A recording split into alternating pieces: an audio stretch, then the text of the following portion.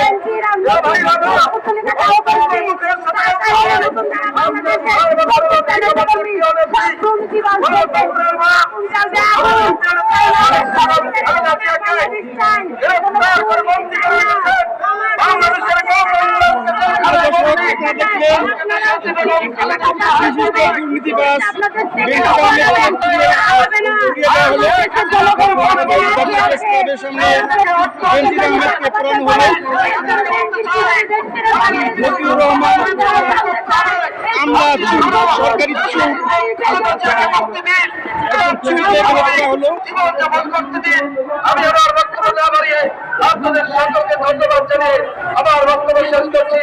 আল্লাহ হাফেজ। বাংলাদেশ জিন্দাবাদ, বাংলাদেশ জাতীয়তাবাদী দল জিন্দাবাদ। সকলকে ধন্যবাদ। আসসালামু আলাইকুম।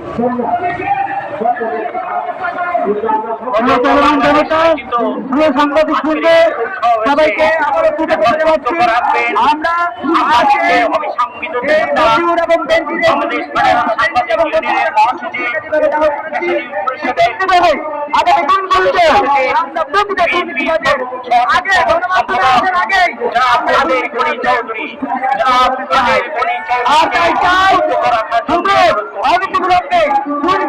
তালিকা প্রণয়ন করুন।